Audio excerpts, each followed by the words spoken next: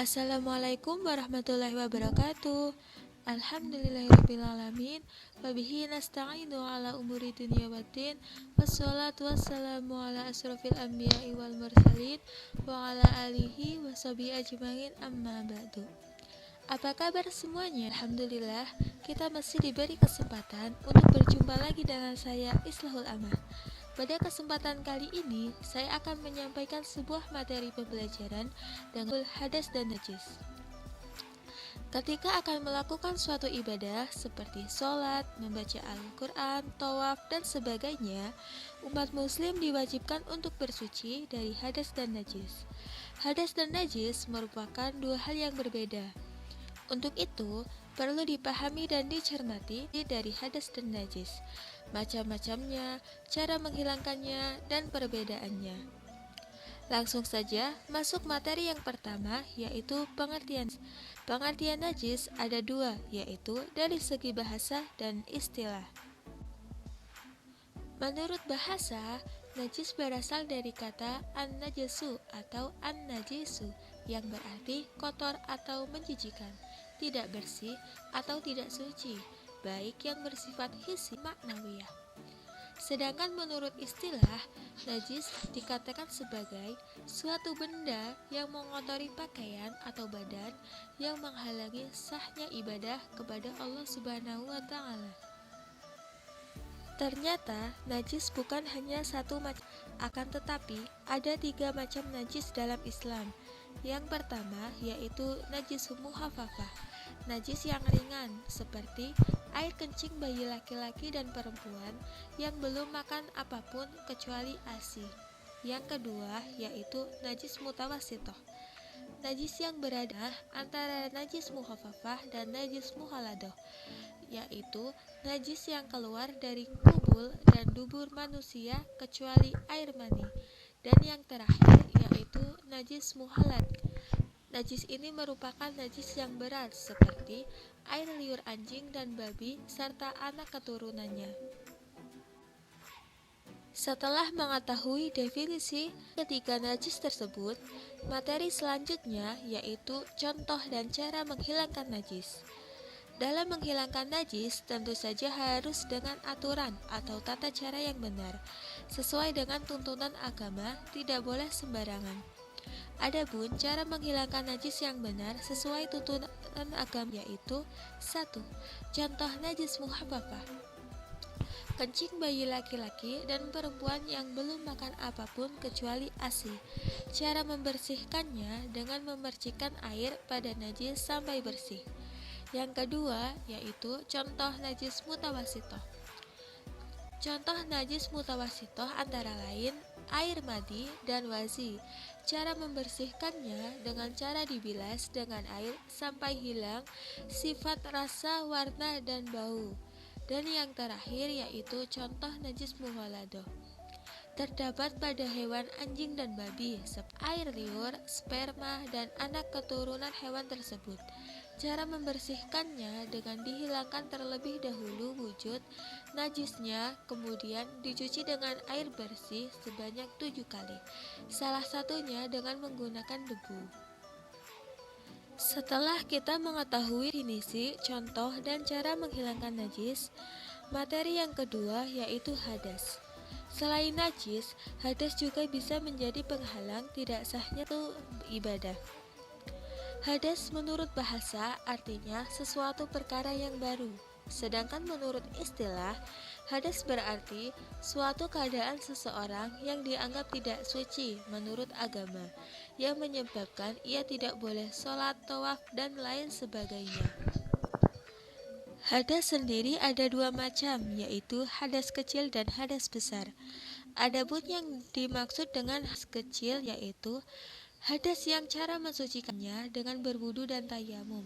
Seseorang disebut berhadas kecil jika dia mengeluarkan dari dua lubang, yaitu dubur atau kubulnya, seperti buang air besar, buang air kecil, maupun angin. Contoh lain dari hadas kecil yaitu pingsan, gila, mabuk, yang diibaratkan dengan tidur dan termasuk dalam keadaan hadas kecil. Sama seperti halnya dengan najis, hadas juga perlu dihilangkan terlebih dahulu sebelum melakukan suatu ibadah. Adapun cara untuk menghilangkan hadas ada dua macam, yaitu dengan cara berwudu dan tayamum. Wudhu merupakan pelaksanaan kegiatan untuk membersihkan secara khusus atau perbuatan tertentu yang diawali dengan niat khusus. Awali dengan membasuh muka, membasuh kedua tangan sampai kedua siku, mengusap kepala, dan membasuh kedua kaki sampai kedua mata kaki. Air yang digunakan untuk berwudhu haruslah air suci dan mensucikan. Setelah selesai membasuh wudhu dengan tertib, disunahkan untuk membaca doa setelah berwudhu yang cara menghilangkan hadas kecil yang kedua yaitu dengan tayamum. Tayamum merupakan kegiatan meratakan debu terhadap wajah dan kedua telapak tangan dengan niat tertentu. Tayamum apabila kesulitan berwudhu karena kekurangan air atau karena sedang dalam keadaan sakit. Setelah hadas kecil, macam hadas yang kedua yaitu hadas besar.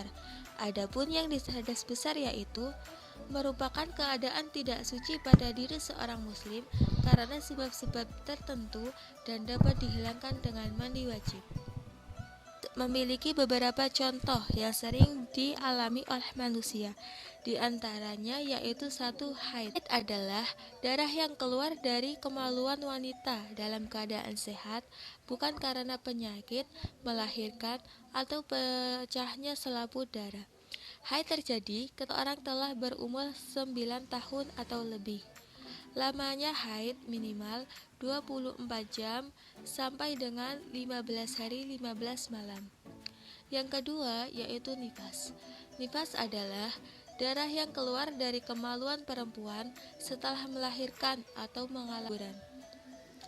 Yang ketiga yaitu junub. Junub adalah terjadinya pertemuan antara kelamin laki-laki dan perempuan meskipun tidak mengeluarkan sperma. Dan yang terakhir yaitu keluar mani.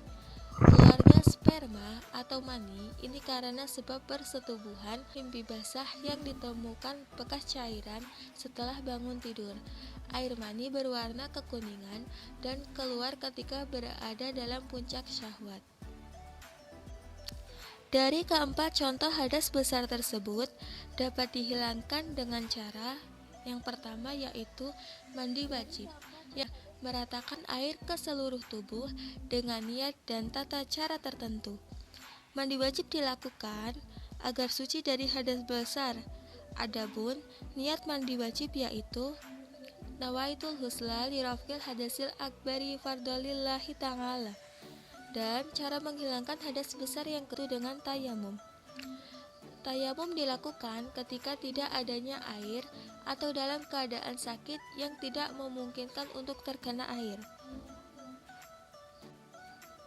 Tayamum untuk menghilangkan hadas besar cukup dilakukan dengan sebagaimana mestinya. Menghilangkan hadas besar tidak perlu meratakan debu ke seluruh tubuh. Setelah mengetahui tentang najis dan hadas, mulai dari definisi sampai cara mensucikannya, dengan ini dapat diketahui perbedaan di antara keduanya, yaitu dari segi wujudnya. Najis merupakan benda yang bisa dilihat berdasarkan warna, bau, dan rasanya di lidah, sedangkan hadas tidak berbentuk benda. Yang kedua yaitu cara penyucian. Hadas dapat dihilangkan dengan cara berwudu, tayamum, dan mandi wajib. Sedangkan najis dapat dihilangkan dengan cara dibersihkan saja sampai fisiknya hilang.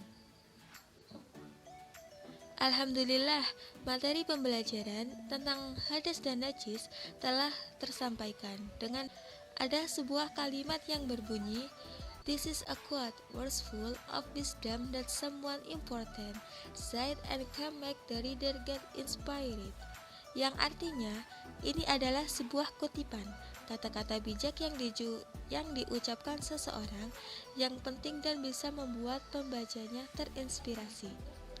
Sekian yang saya sampaikan. Apabila ada kesalahan, saya mohon maaf yang setulus-tulusnya. Wabillahi taufiq wal hidayah. Wassalamualaikum warahmatullahi wabarakatuh. Sampai bertemu lagi dalam kesempatan berikutnya.